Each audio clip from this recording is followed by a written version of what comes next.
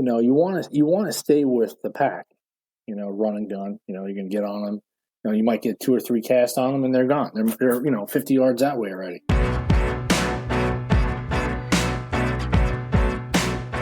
Hello and welcome back to the Fat Dad Fishing Show. I'm your host, Rich Natoli, and this is going to be a cool show. We're going to talk about a species that we don't talk about nearly often enough, but there's good reason. They're not around often enough.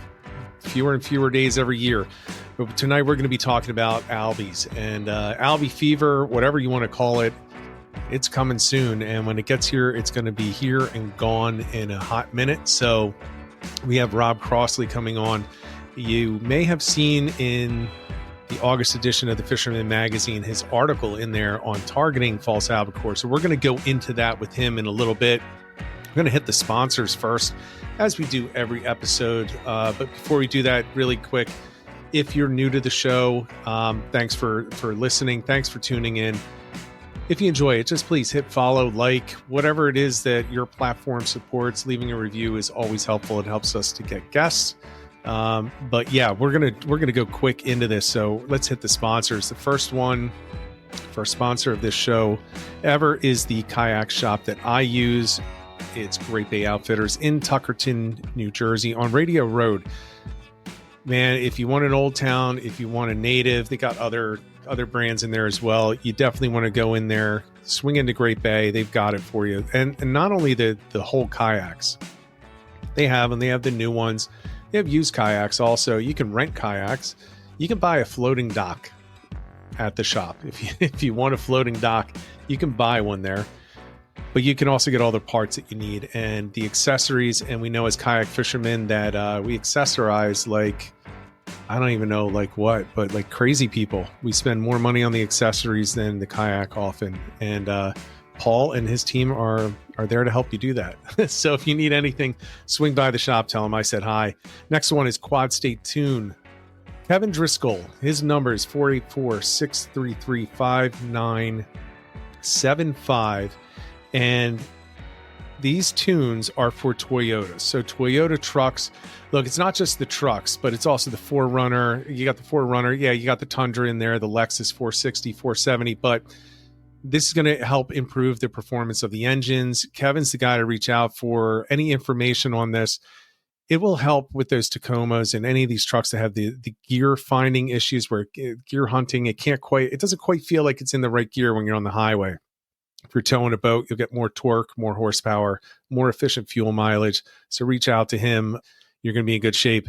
And then me for real estate, Southeastern Pennsylvania is where I do it. Residential.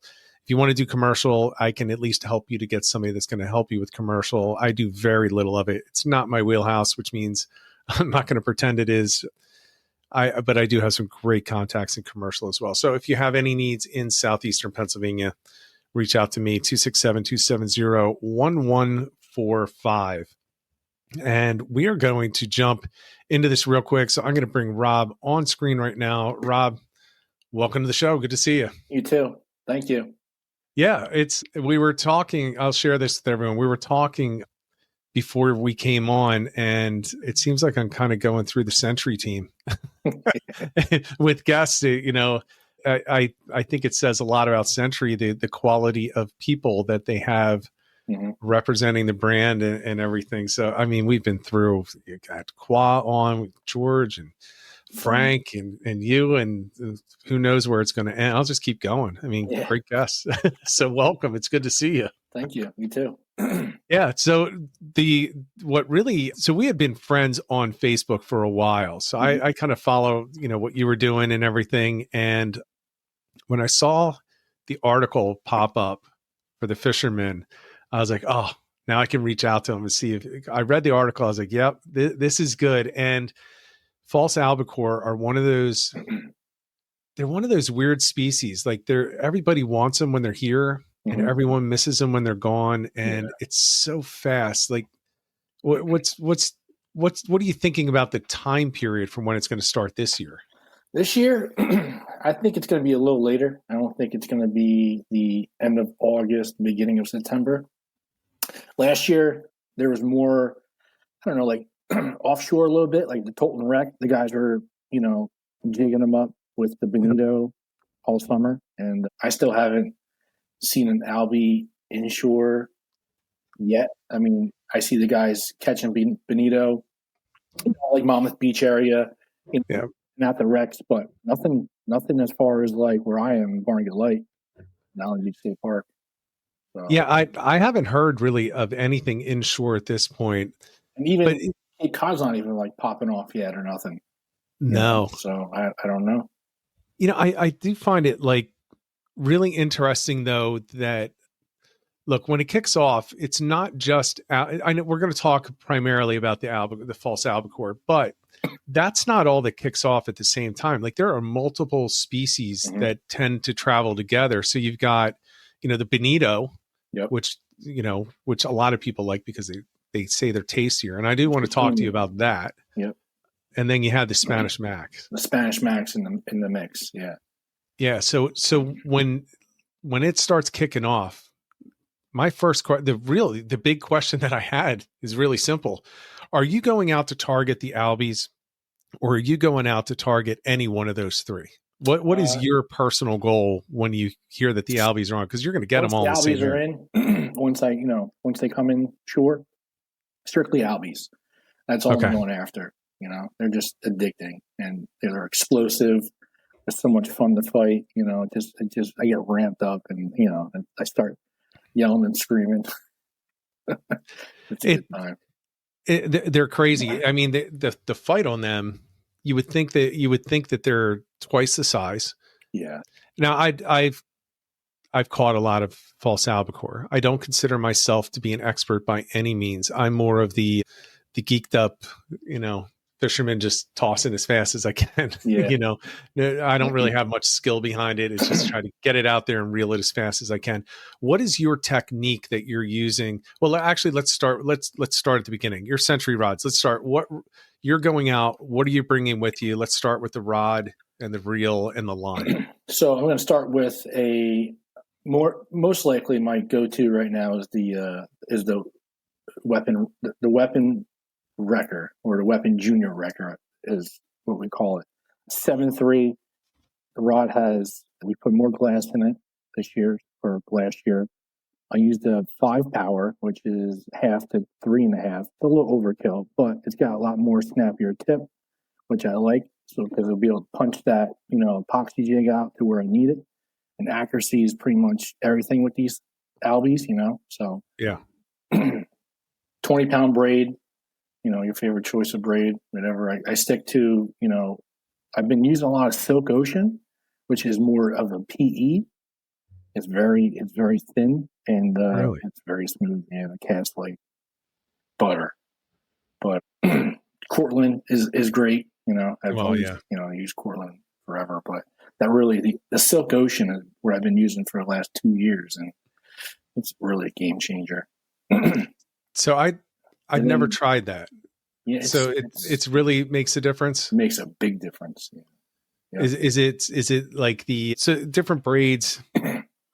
It's an 8 weave, but it's a different, the way Silk Ocean stacks the braid, like the fibers. It's very not traditional like Cortland and Power Pro.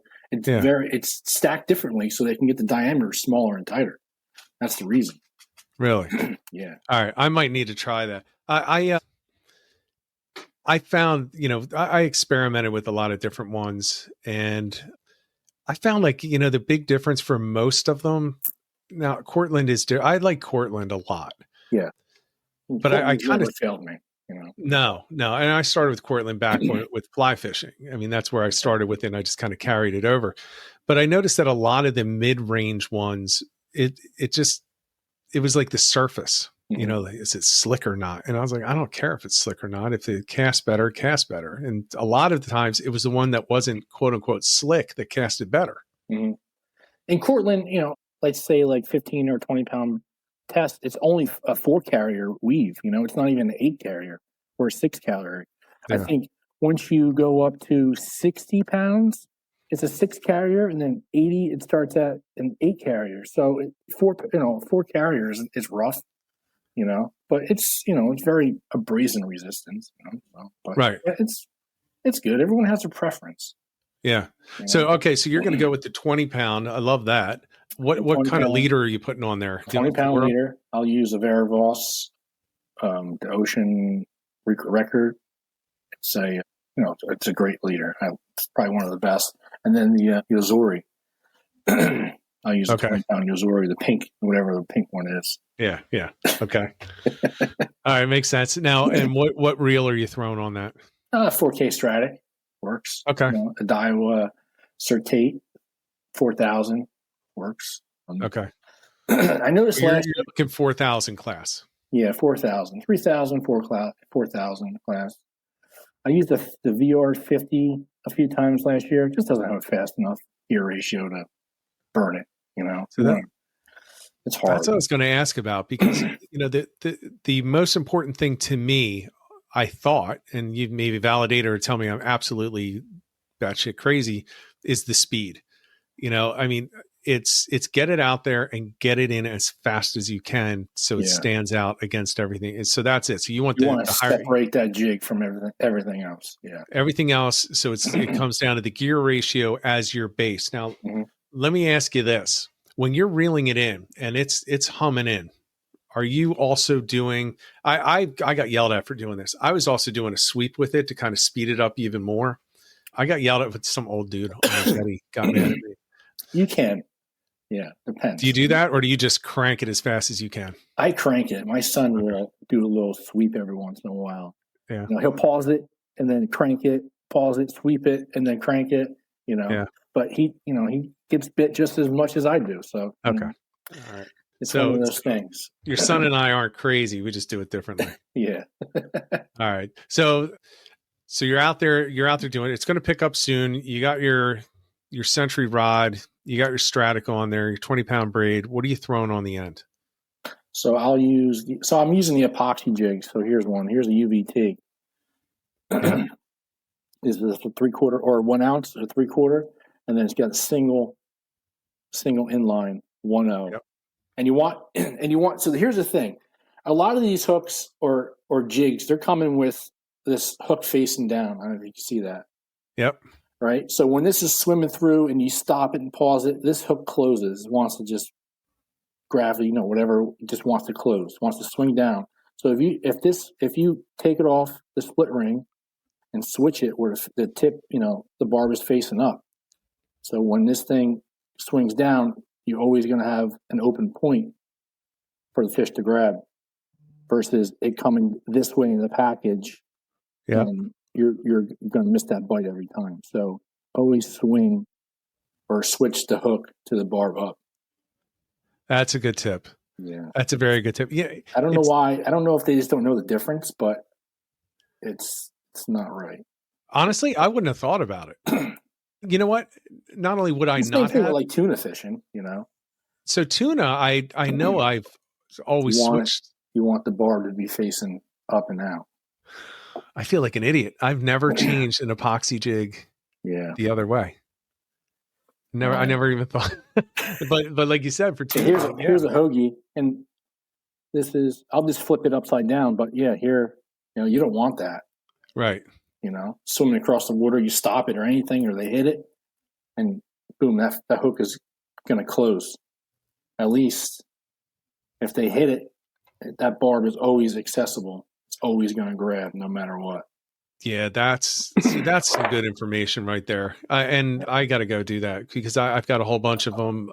I read the article and I got my stuff ready. So I actually made a whole new box for them. I don't even know if I'm ever going to get to go, right? So I probably won't, because it's like you said in the article, it's here and it's gone like really fast. Yeah. And I probably will miss it, but I'm ready.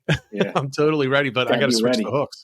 Yeah. Yeah. I got to switch them. When you see those first few fish caught, obviously I can't be out there every day. I have a job, right. Full-time job. But, a lot of my friends are, decarters and stuff, and, they help me out with intel. And, as soon as they come in, I'm, if I find them, on the weekend. And then, I'll have to take off 1 or 2 days of work and get on them, fish for them all day. But, right now I'm just waiting. see when they come in. Yeah, and it has been a weird summer. Yeah, it's been You have, I mean, for everything, the temperatures have been all over the place. It was even just, in the backwaters, it was 80 degrees in the backwaters 2.5 weeks ago. Yeah. I was out yesterday with Joe, John, Perry, and a couple other people, and it was 75 degrees. And that's, it's crazy. So it's messed with the fluke bite, definitely. Oh, absolutely. That's why they're all off, at the wrecks now. Yeah. The wrecks are doing well. Yeah. The backwaters are, they're still there. It's just, it's figuring out this bite has been terrible, but it doesn't bode well for an early season for these fast movers that come in, the bluefin and all that coming in tight. It's not setting up the way that it has in the past. No. So, this year was for the bluefin, it didn't kick off, I don't know, maybe 3, 4, about a month ago, maybe a month and a half ago. But it's not what it used to be. But it's just because it's just different pattern this year. That's all. 2 years ago, we had a big squid bite off of Seaside Heights there. That's never going to happen again. That was just a freak thing. And we had all that squid spawn inshore, and the bluefin just sat there all summer and gorged on it. I got to tell you, I was very disappointed when that whole squid thing came up and nobody told me until it was over. Until it was over. I was so pissed. I was like, you couldn't say anything. Oh, it was epic. I'm like, what about me? I'm like, I don't have any squid gear or anything, but I would have stolen yours and gone with you. But that was a really well kept secret from me, at least at that time.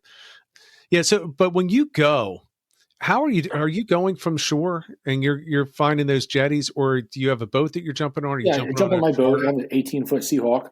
Okay.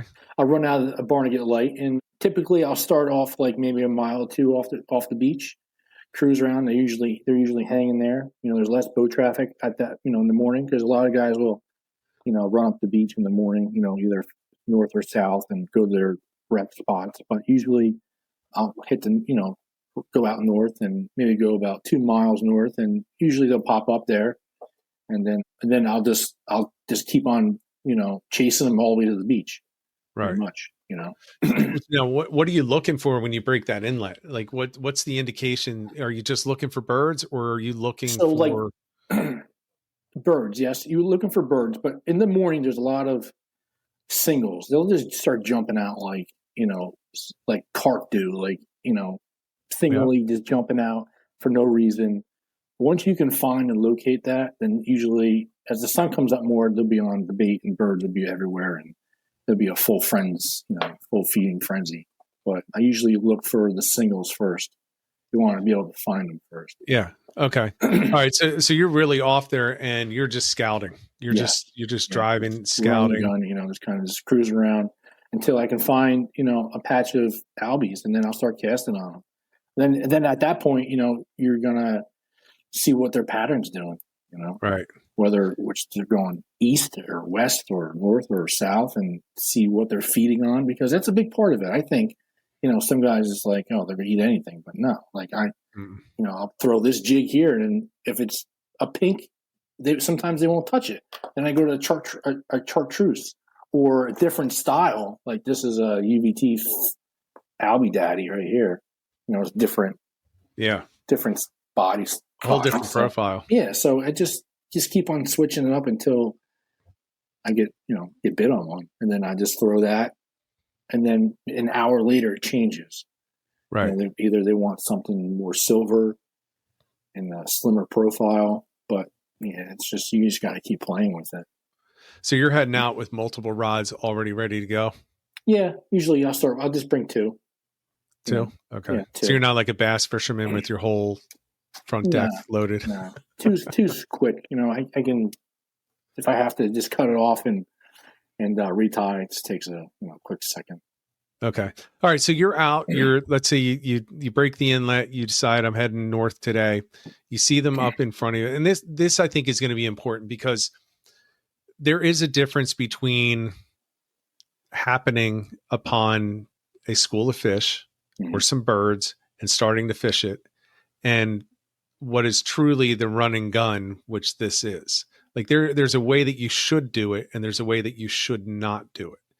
So you first break. Now let's take all the pressure off. You break the inlet, and there's no one. It's just you, and you're cruising up, and you see, okay, I could see the single come out. I know there. I could see some birds starting to form up. I found them. What's your approach? It's just you and a buddy on the boat. What are you doing? How are you approaching that school? So I'll approach it pretty slow and try not to run in there hot and heavy, and then we'll just start firing and casting. Trying to be proactive with it, and just start tossing. If they're feeding in front, just start throw over the pile whatever bait they're feeding on, and throw it past it, and then reel it through. Just burn it through. That's all I do. Okay. But you're getting up ahead of it. You're probably matching it, seeing which direction it's going, getting around it, and then just cutting. So you can either get ahead of them, cut them off, or stay behind them and just fish from behind, because they're going to. I always felt that was better. Yeah. I always like coming up behind them, and hitting them that way, because then you can fish them and then see which direction they're going. Yeah, going. They're fast because they're going to just keep on switching directions. Yeah, but that's the best way. Is you can either, there's two ways of doing it: come up behind them real slow, or get in front of them and then just idle and wait for them to come closer and closer, and then start bombing your jig in there. You keep the engine running. Yeah, I keep it running. I've never had a problem with it running. Okay, all right. I've seen a lot of different approaches. Most of them, I just think they're crazy and they don't know what they're doing. They get, I guess, too much adrenaline, so they start pulling up on it, and they will run up the back and they will run into the middle. Obviously, that's the worst for no matter what you're fishing for. That'll send them in 10 different directions and down. But the one that I see a lot is they'll come up behind them, they'll come off to the side, and then they'll try to loop around them, and they cut the engine dead and just coast right into the middle of them. Yeah. Well, I don't know. That also sends them down. Yeah. Because you're coasting. They're going to hear that. They're going to hear the boat coming. Waves are still like pushing either side. Yeah, I don't see a difference there. I mean, so how far? But that's the question then. How far off are you staying from these feeding frenzies when you see them? Are you long casting, or are you just 10 yards, 20 yards? 20 yards, if that. I get up pretty close. Okay. And just start bombing them. Okay. All right. That's much easier than I did it in the past. There's times where they're really finicky, and you want to stay with the pack. Run and gun. You can get on them. You might get 2 or 3 casts on them, and they're gone. They're 50 yards that way already. Then you got to just keep moving, bouncing back and forth. But then when they get really thick, you can just stay there, and the bait will just stay by the boat, because it's like a shelter for them. And that's when the albies will just sit there and crash right at the boat. And at that point, you can just turn the engine off and then fish for them that way. You might pick 2 or 3 or 4 out of the bunch there, and then they're gone. I mean, that would be a nice. You pick 3 or 4 out of one bunch, then you're in good shape. Yeah.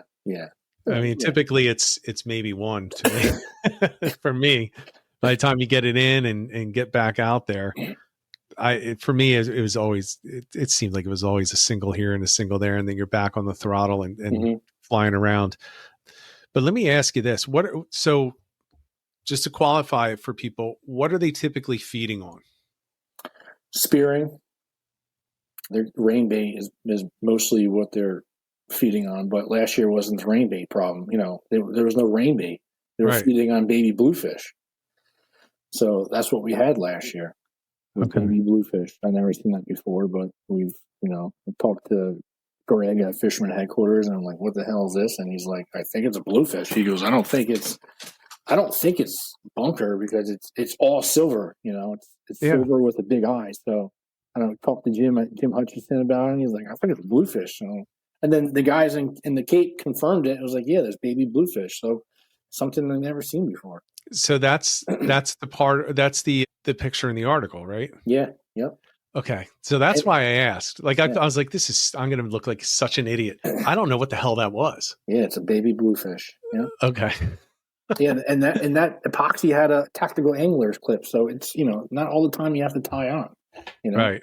If the Right. fish are that's another thing. Like if the fish are depending on like profile and colors, I'll just leave the tactical angler clip on and just swap in and out, different colors, different profiles until you get bit. Yeah. But Okay. I'm glad that I asked the question because I wasn't sure I was going to, because you look like as long as I'm not the only one that didn't know, I'm good. Yeah, you could have said, like, as soon as you said spearing, I was like, that wasn't a spearing. yeah, I baby don't think. bluefish. Yeah. All right. So, Shocked. but that's interesting because that's an entirely different profile too. Yeah, and that's why this albie daddy right here kind of worked really good last year because it kind of fit the profile. Yeah. Yeah. Albie Daddy. Who makes that? UVT Okay. Fishing. They're out of Massachusetts. I'm not familiar with that one, but that looks They're like a good they're one. big into tuna jigging. They make tuna jigs. Okay. And That's probably why I don't do anymore. And I did the tuna 20 years ago. I don't do that anymore. Yeah. Yeah, I can't cast that far. Can't quite hit it. Can't quite hit it. All right. So you're out there, you pull up on it, you're throwing out the epoxies. Tell me right now, what was the best story from last year? Like here's the thing. There are people that are going to watch and listen to this and they're going to be like, it's not the funny looking fish. It doesn't quite look like a bonito and it's got those weird squiggles on it. And why would I want to catch it? They're so explosive. They really get so are addicted to this. Yeah. Like Scotty Sevens is an absolute maniac over there. As soon as they hit, it's like he's done everything. It doesn't matter. I don't even know if he's like sleeps. I think he just sits up all night twitching, waiting for the next, the next morning where he can break the inlet. That's how I am. Yeah. So what is it about this fish that draws you for this 1 to 2 week period every year? I think it's just because it's inshore. It's an inshore fish that you usually don't get. It's a change up. You're bringing kind of like a tuna aspect of it. You're running and gunning. It's a crazy bite. You have albies blowing up on bait, like going top order crazy. They pull drag. I mean, even like some guys are like, oh, you're just loosening the drag up. I'm like, no, like they pull some serious drag. Like it's almost like, there's definitely 12 pounds of pressure on these fish easily. It's a lot. That's a lot. But yeah, it's just, I don't know, something about these fish. They just get me fired up. Yeah, it's almost like I kind of think it's similar to sheep's head right now for the backwater guys. Yeah. It's because you couldn't catch them before and they were, everybody wanted them. And I don't know. Today's Monday. I went yesterday and I couldn't do it. I was like, I've caught a lot. Yeah. I didn't catch any yesterday. I was like, I'm going to move on, maybe fluke. And I moved on because it's not as, what used to be special to me to catch a sheep's head it doesn't feel like that anymore. They're fun. Yeah. Yeah. But it's missing that one piece. And that one piece is the scarcity. There's no scarcity there anymore, as far as I'm concerned. Oh gosh. But I think that's a big part of it. But when you're out there, I mean, how often, one thing that I haven't run into is I have never, in the real close to shore bites, I've never pulled a bonito out with these. I pulled a lot of Spanish Macs. Actually, I probably caught more Spanish mackerel when I was targeting albies than albies. Mm-hmm. But what do you find is most often going to be the bycatch when you're targeting them? The afternoon bite. Just before sundowns, when you'll see Spanish mackerel and the bonito mixed in. Okay. Is when I've caught the most, as a bycatch. All right. So they're not on that early morning bite typically. Nope. They're coming through later. By themselves to get, in a big wolf pack, just feeding on all that bait, and then late, it comes in waves. You know, you have that morning bite, and then you'll have a late morning bite, and then there'd be like, you know, a lot of boat traffic kicks up, and then, you know, that dies. Like the afternoon bite will come back on maybe like around 1-2 o'clock when the boat traffic dies down. You know, everyone's done fluking, and they all go back in. Yep. You can kind of separate yourself from the fleet, and you'll find them, you know, in small groups, and then, you know, 2 hours before sundown is when they go nuts again, just like the morning. Do you know? So when that bite cuts off, is that just? Can you tell that they're still there? They're just not feeding. No, they totally shut off, and they probably book it offshore a little bit. Okay, so they're gone. They're off the electronics and everything. They're just gone. No sign. Yeah, because in the morning I will, you know, I'll chase them 1 to 2. I'll start off at 1 to 2 miles, and then I would follow them all the way to the beach. And as around like 10, 11 o'clock, they start pushing back offshore. Like, so now you realize you're like one back to where you started, and then it just shuts off, and then they're just totally gone. You know. Don't know. Well, that's interesting. So your start. I mean, that's something that I don't think I've ever heard shared, is that you're starting a little bit off and you're catching them on their way in the morning. You're following them. You're stalking them in. You're stalking them back out, and then they disappear, and then they'll be back for dinner. Yes, and that's where you've had your drinks and your food. Yep. You've rested and you're heading back out, gassed up. Yeah.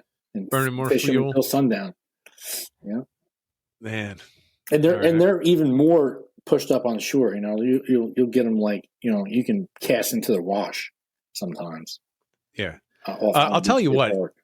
When the albies are up in the wash, that's insanity. It's fun. Yeah, the surf fishermen. I mean, that's like throwing elbows, and it's never towards each other. It's like they're never angry. It's just trying to get that position and because it moves so fast. Yeah, yeah. And they're only in like, you know, 2 feet of water, 3 feet of water. You know, they're right on top of the sandbar, crashing that bait, and everyone just, you know, going crazy because it doesn't happen very often anymore. It used to, but not no more.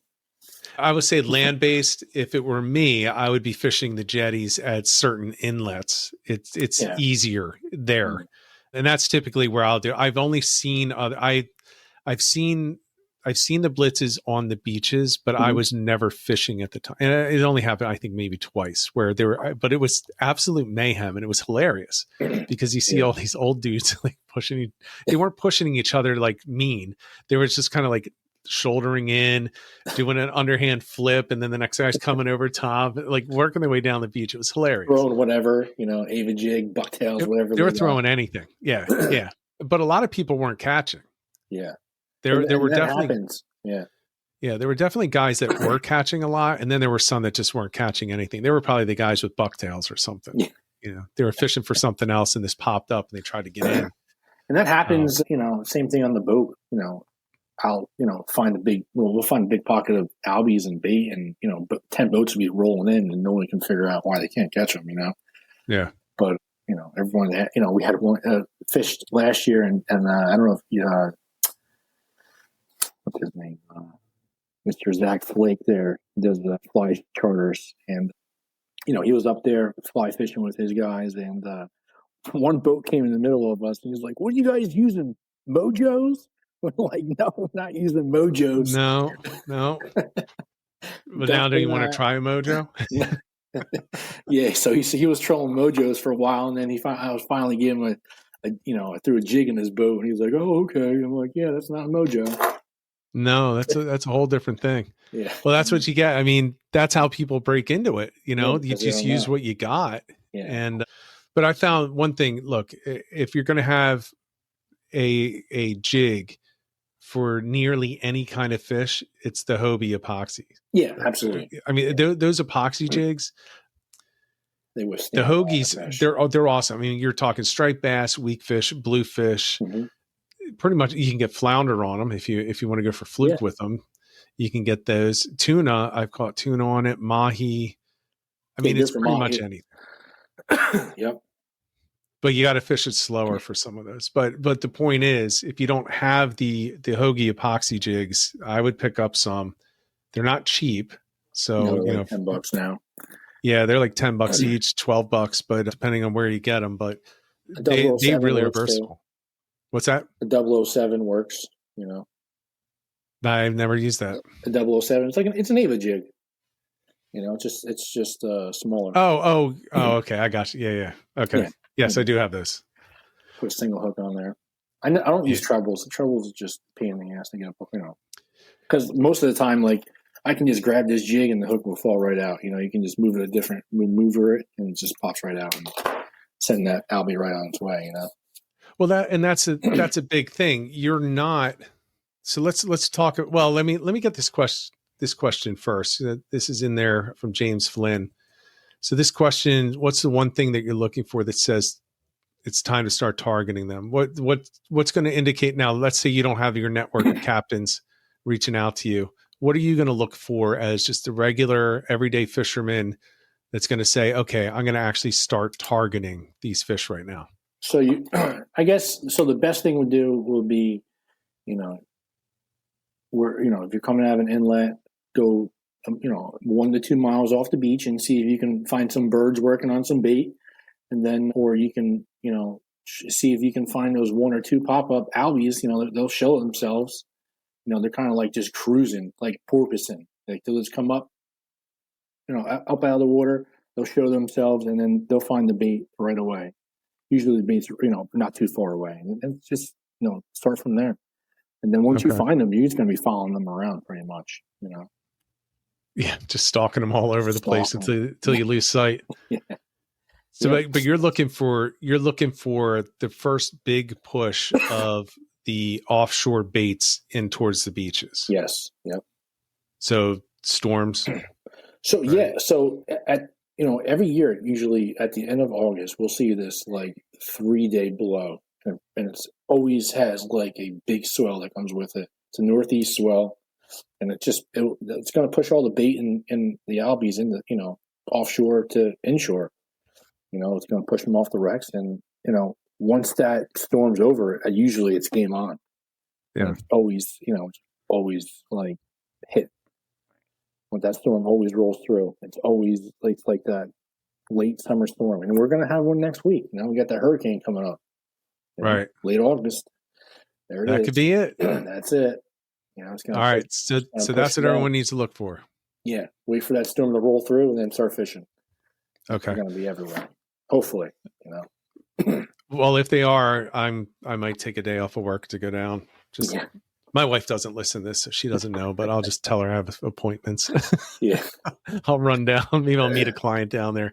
So James, I'm sure James will be out there as soon as that happens. So everybody watch the weather and look for that. And now wouldn't be a bad time to start reaching out to people that might know for sure and just say, hey, if you hear, will you just give me a call? Yeah. Because this, you can miss this really, really easily. Yeah. They come in quick, and then, they're like pretty much unnoticeable, because there's not a lot of guys that target these fish, Right.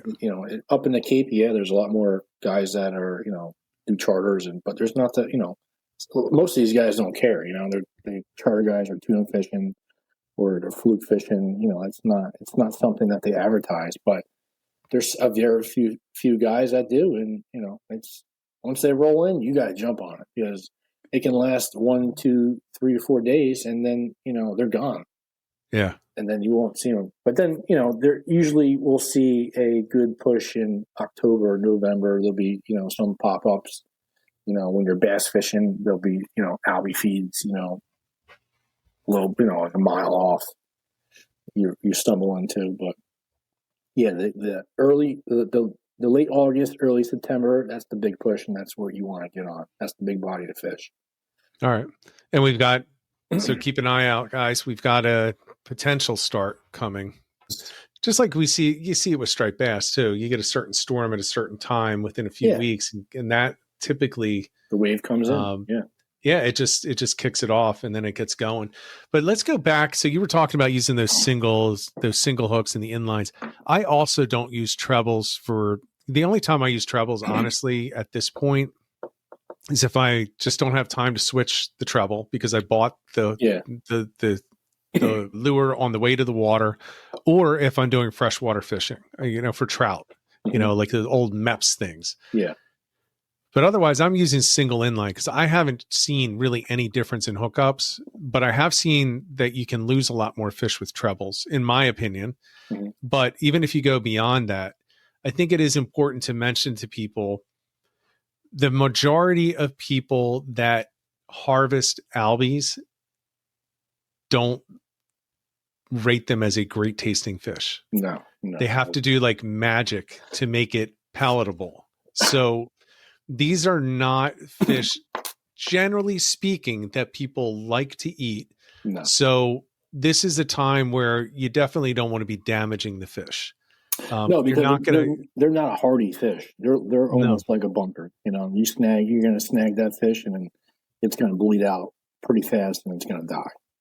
Yeah, and so you don't need the, you know, treble hooks. It's like, oh, well, I'm going to keep it anyway. In this case, you're not. So, you know, it's a good time to, you know, use those single inlines because these fish are not going into. I mean, there are some recipes I've heard people say that they can be made palatable. I've never heard anyone say I have an awesome way to do it. Yeah, no. So bonito, yeah, absolutely. You know, that's bonito, yes, and that's where people get screwed up because they confuse the two. They confuse the two, and bonito is great for a sashimi. So, yes, you get that fish on the boat, you bleed them out real fast, and put them on ice, and that fish is amazing. Yeah. Yeah. But that's not the case for this. So I just wanted to bring that up because look, it's not a trash fish. This is a sport fish. It's a sport fish that people just don't eat. So just be careful with them. You do have to handle them gently. Yeah, they're not, and it's not a false albacore is different from an albacore. They're not the same.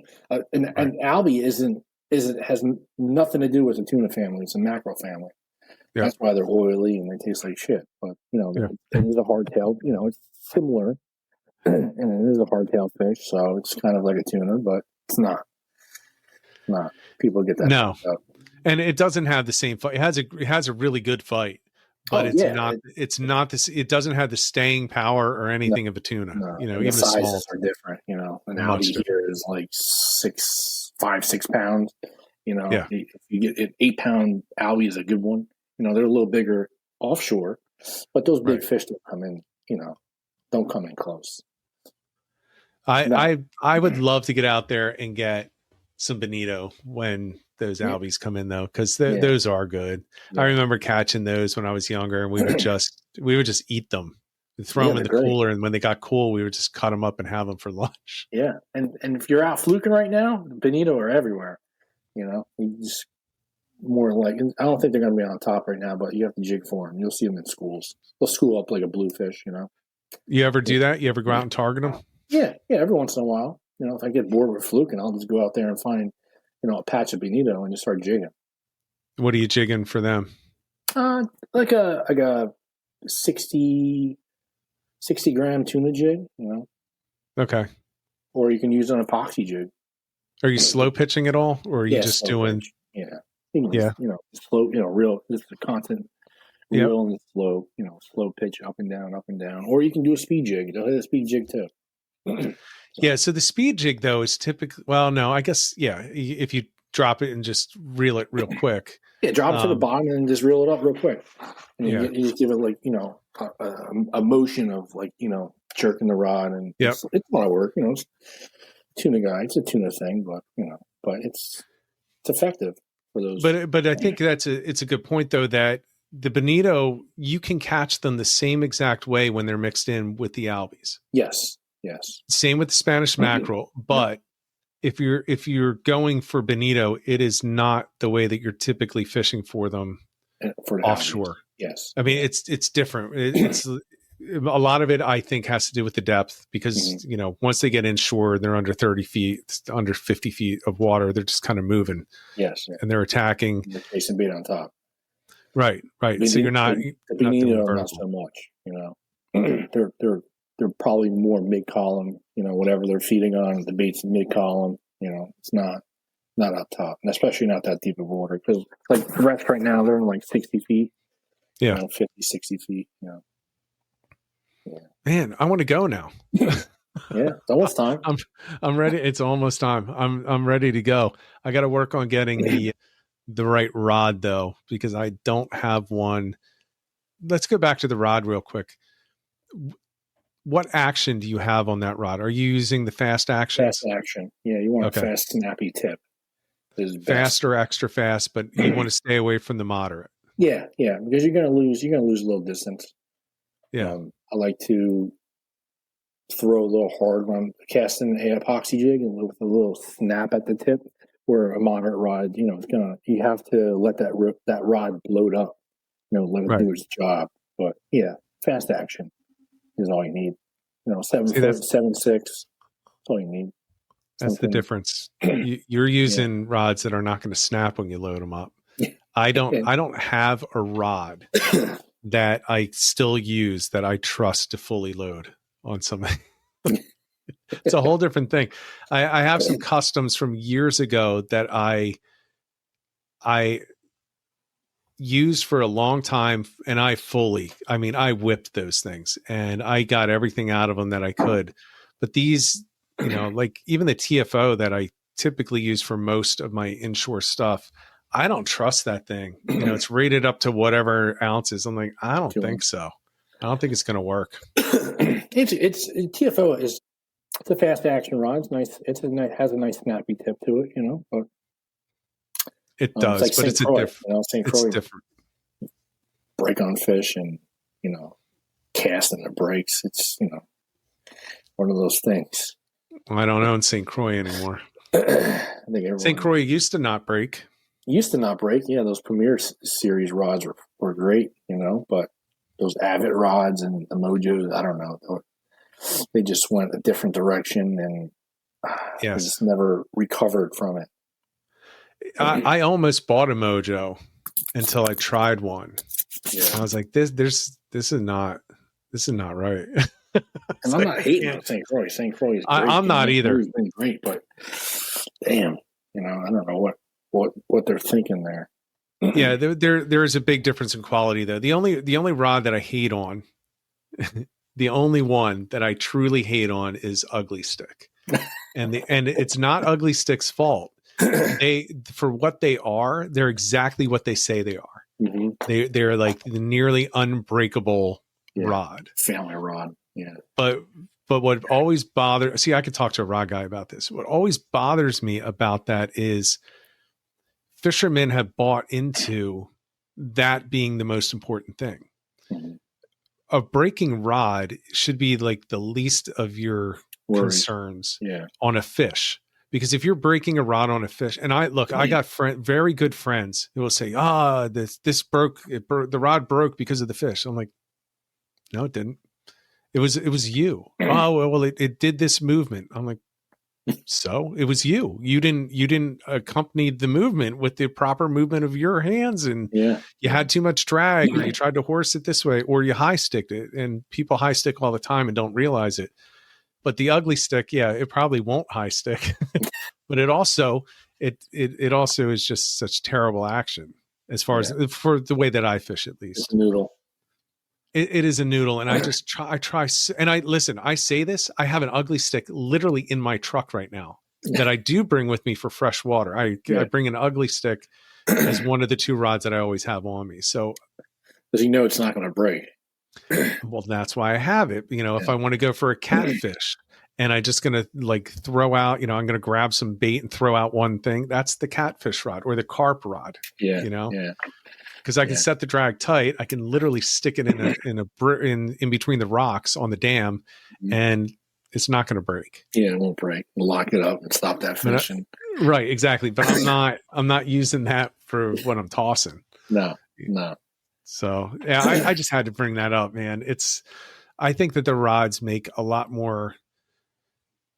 It changes your experience on the water.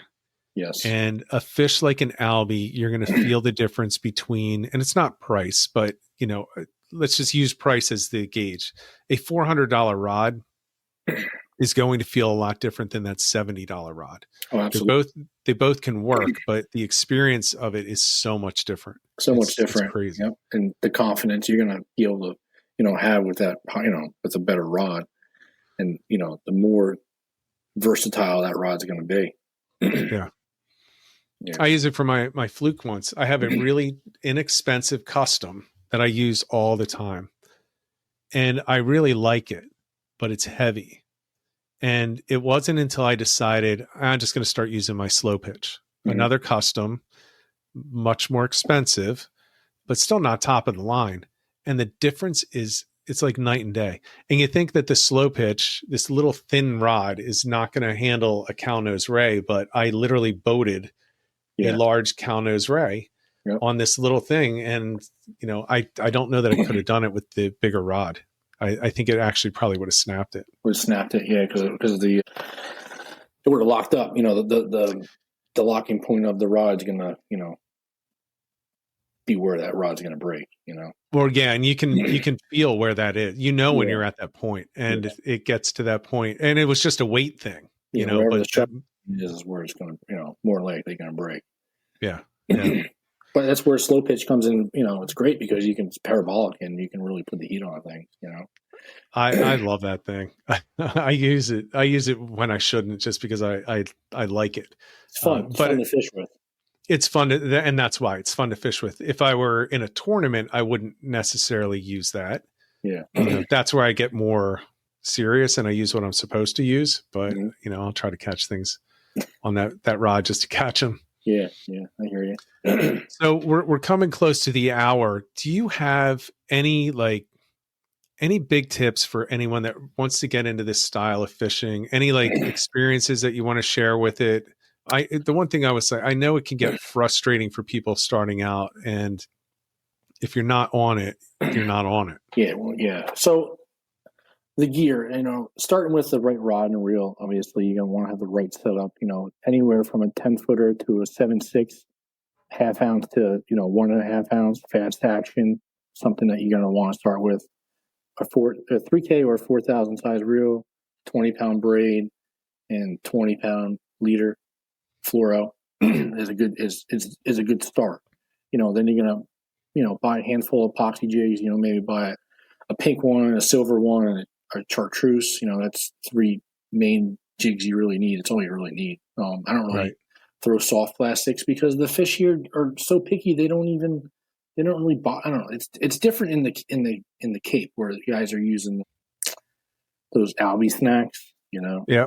It's not needed down here. Just a plain old epoxy jig or 007 or one of those Helix or hex diamond jigs, wherever they are. Yeah. Or Deadly Dick. Deadly Dick works fine.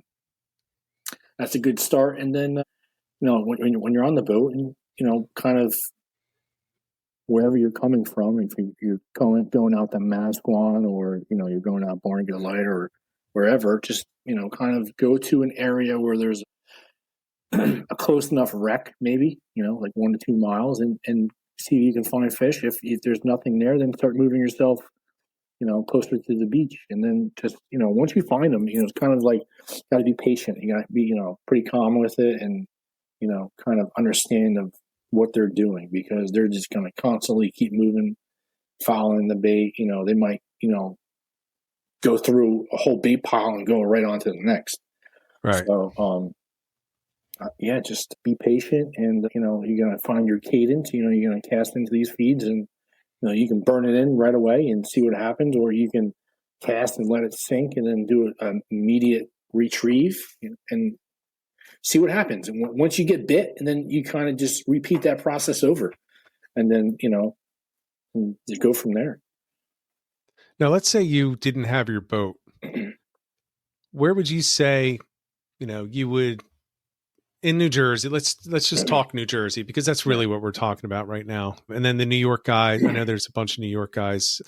Next week, I'm going to share where I got the stats of, Rob, you wouldn't believe how many people in different countries are regular listeners to the podcast. It's crazy. Wow. It's crazy. But New York is actually, we have more New York people than New Jersey people.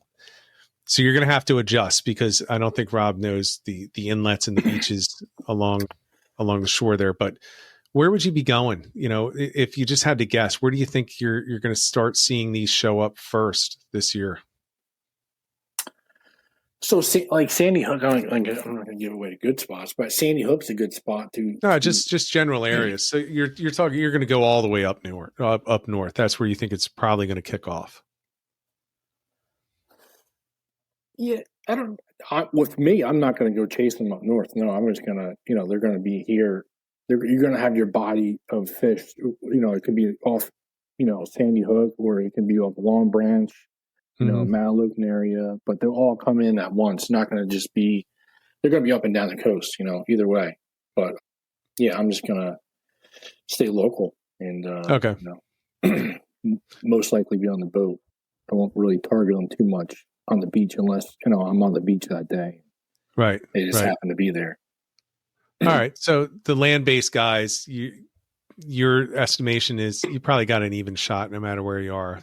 Yeah, I mean, if fishing off the jetties, I mean, like John Skinner, where's he fish off? Like Long Island Sound. Yeah. So it's a little different for him. It's right. easier. He's a 7-foot rod, and they come in, super close. And here it's different. You're gonna need, if you're fishing off the surf, you're gonna need a 10-foot rod. Right. You want to be able to get that distance because most of the time they're just going to be just past that break. Or you get lucky. You get lucky, and they'll come in a low tide and crash the bar. But most of the time they're going to be on that past that break, and you're going to need a 10-footer or a 9.5 to get the distance. Or start waiting. Yeah, or start waiting. Depending on the day. But the conditions always change. You just got to be ready for it. I think that's the big thing. You got to be ready for it. And I do, again, like I said at the beginning, I've done this fishing. It is friggin' amazing when you catch onto them and you get a bite going. The run and gun is insanity. I mean, talk about adrenaline. And it doesn't really, for me, you think you got your downtime between spots. Yeah. But to me, that's the most intense time because you're trying to figure out where are they going to come up? Where are they going to come up? So you're like looking around like you're looking for a sniper or something. Yeah, and you can go a half hour and not find them, and then all of a sudden they just pop up, Yep. And they feed like crazy, and then then they're gone, and then it's like you won't see them for 2 hours, and you're like, oh, should I go south? And then you go south, and then it's like they're everywhere, and then it's just like, what the heck happened? It just died off here, and now you got to go south. I can't tell you how many times so I used to go out. This is a long time ago with my buddy Jason when I lived in Stone Harbor for a summer, and he and I would go out every day. And we went out at Townsend when we were around that time of year at the end of August. So we're going out at Townsend and we're out there and it's kind of the run and gun thing. But we had a habit of not communicating with each other. So he's driving or I'm driving, the other one's looking, and you're on the bow of this boat. And all of a sudden it's like 15 minutes, nothing. You're just kind of, just real slow rise and fall, looking and looking. Mm-hmm. Next thing you know, you're going like full speed. You're on your ass. Yeah. You're sliding down the walk around. You're getting wedged in there. It's like, oh, I found him. I can't get up. Yeah. So yeah, but it was like always that adrenaline because you never knew when it was going to pop off again, and when it did, you just had to be ready for it. Yeah, it's they'll be right off the beach, and the next thing you know, they're a mile off the beach. Yeah, so you kind of cruise around and you just keep on looking and just wait for them to pop up. You'll see the birds. You'll see like 3 or 4 or 5 birds, and they just start picking away. They'll fly real erratic, and that's when there's fish under them. So all right, well, people got to get ready. It's gonna kick off soon. Yeah, be patient, and just patience is the key. So patience until you get there, and then it's kind of focused intensity. Yeah. Otherwise, you're just wasting your time. Yeah, then you're wasting. Yeah, but a good day for me is 10 fish, maybe a little more. 10 fish, 10 to 12 fish is a good day. That's a good day. I think that. Yeah, like a quick afternoon, like right after work, is probably like 3 or 4 fish. A little bit more harder to find because the water's not so clear. Yeah, and I will say this before we go, though. It's when they're in, I'm not saying it's guaranteed that you're going to catch them, but you have a really high probability of finding them at least. Like, it's not like you're going out and just hunting and you may not find something. I mean, that could happen, but when they're in, they're in. And you're going to be able to find the birds. At the very least, the birds will show you where they are. Yes. Some of the best time actually to go, my opinion, is when you have pretty substantial seas, so you're not always going to see them themselves, but the birds will always find them for you. Yeah. Yep. And so blind casting totally fine. If you don't see these birds breaking, the albie's busting surface, and you just see birds, just casting the birds. Those fish are there. They're just subsurface. And they'll come up. Yeah, they'll come up. Yep. They'll absolutely come up. Well, I'm looking forward to, for those that haven't seen it, it's August 2025, Need for Speed, False Albacore Tactics and Gear in the Fisherman magazine. It's the New Jersey edition. Again, we have a lot of guys in New York and New England that watch and listen to this. Just go online and just go to the New Jersey edition. You have access with your subscription to all three. So you should be able to go in and read this article. It's good information. I'm going to follow up with you and see how you're doing. Yeah. Hopefully I'll get out on a bite and I'll be able to share a story or two, but it's not likely that I'm going to be able.